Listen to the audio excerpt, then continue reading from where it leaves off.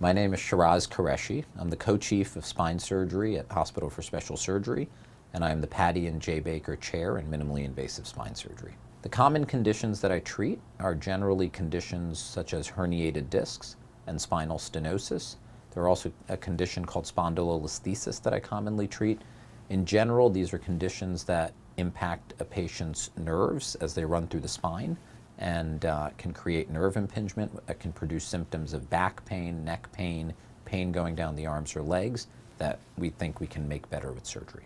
Yeah, I think spine surgery can be one of the most frightening things for patients. You know, when they're coming in to see a spine surgeon, and a lot of patients who are coming in to see me, they've already tried the other things. They've tried physical therapy, they've tried injections, and they are at this decision point where, am I gonna undergo this thing that I've been trying to avoid for so long?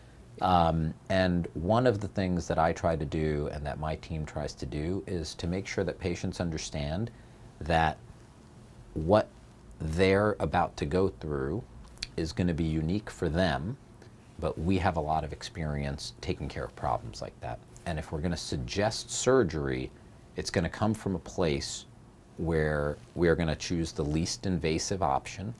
We're going to try to do the surgery that's going to be the most likely to help with their symptoms. And we're going to try to do it in a manner that's going to make their recovery the fastest. My approach to patient care, I think, really revolves around what the patient's goals are. One of the first questions that I always ask when I meet a patient is, if you were going to have surgery done, what would be the things that you would want to make sure get better?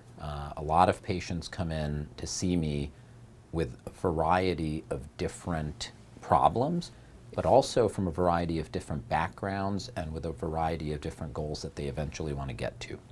I think seeing success in a patient is why we do this. When they come for their post-operative visits and they tell me all of the things that they've been doing, or they ask me questions about, when can I get back to hiking, or when can I swim again because I feel ready, nothing is more gratifying to me than hearing a patient say that.